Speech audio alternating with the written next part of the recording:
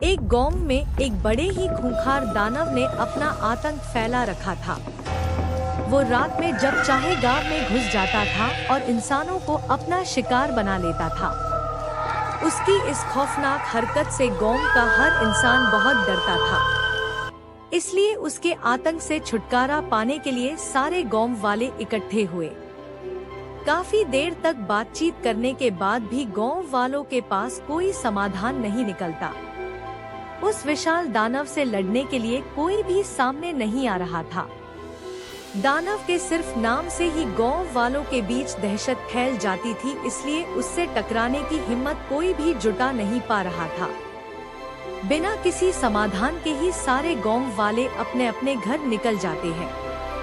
रोज की तरह खूंखार दानव गांव में आता है। उसकी आहट सुनते ही सब अपने अपने घरों के दरवाजे बंद करके छुप जाते हैं। दानव ताज़ा मांस की तलाश में गांव के चक्कर लगाने लगता है। तभी उसको इंसानी मांस की सुगंध आई। इंसान की सुगंध सूंघते सूंघते दानव जंगल की ओर निकल जाता है। वहां जाकर वो देखता एक आदमी पेड़ के नीचे सो रहा है। उसे देख दानव बहुत खुश होता है। इतने में वो आदमी उठ जाता है और अपने सामने इतने विशाल दानव को देखकर घबरा जाता है और अपनी जान की भीख मांगने लगता है। जब उसे समझ आ जाता है कि दानव उसे छोड़ेगा नहीं, तो वो उससे बचने के उपाय के बारे में सोचने लगता है। थोड़ी देर बाद उसे अपने दादी के सिखाए गए मंत्रों की याद आती है, जिससे वो किसी की भी आंखों में जलन उत्पन्न कर सकता था। तभी उसने मंत्रों को इस्तेमाल करने की सोची। हो जाए इस दानव की नसों में हलचल और हलचल से उत्पन्न हो इसकी आंखों में जलन। आदमी के मंत्र पढ़ते ही दानव की आंखों में जलन होने लगती है और वो जोर जोर से चिल्लाने लगता है। उसकी आवाज गांव तक पहुंच जाती है और सभी गांव वाले डरते डरते जंगल में आ जाते हैं। जब वो सारे वहां पहुंचते हैं तो दानव की बुरी हालत देख वो सब हैरान हो जाते हैं। इतने में वो दानव वहां से दुमदबा कर भाग जाता है। तभी गांव वाले उस आदमी से उसके बारे में पूछते हैं, जिस पर वो कहता है, मैं व्यापार के लिए पास के ही गांव से आया हूँ। मैं शहर जा रहा था। रात बहुत हो गई थी तो मैंने सोचा कि मैं यहाँ थोड़ा आराम कर लूं, लेकिन ये खूंखार दानव यहाँ आ गया।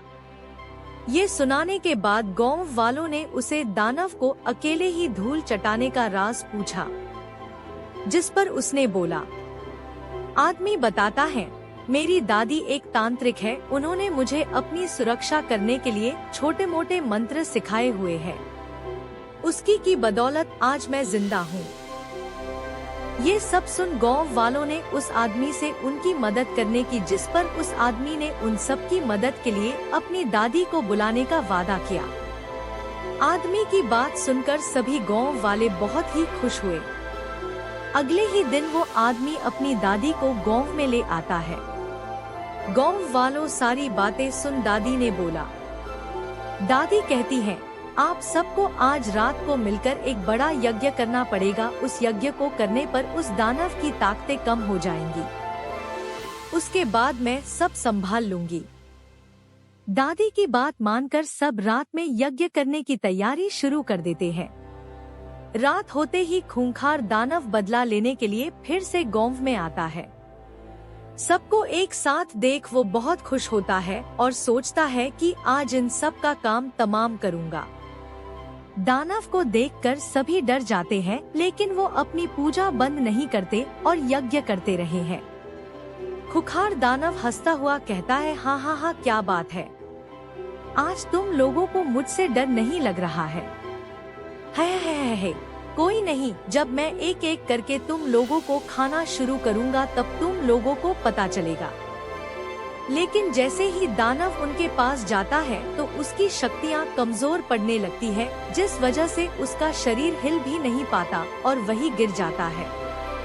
इतने में दादी वहां आकर दानव को वहां से चले जाने के लिए बोलती है, लेकिन दानव गांव छोड़ने के लिए साफ मना कर देता है और सांप से बदला लेने की भी धमकी देता है, जिस पर दादी उसे बोलती है, मुझे पता है तेरी जान तेरी नाभि में है, अगर मैं वहाँ वार करूँ तो तू अभी का अभी भगवान को प्यारा हो जाएगा। ये बात सुनकर दानव घबरा जाता है, लेकिन अपने घमंड में आकर वो गांव छोड़ने से मना कर देता है। ये देखकर दादी को बहुत ही गुस्सा आता है और वो दानव की नाभि पर अपने जादुई डंडे से वार कर देती है और दानव वहीं मर जाता है। ऐसे दानव अपने घमंड में चूर होकर अपनी मौत को खुद ही आमंत्रित कर देता है।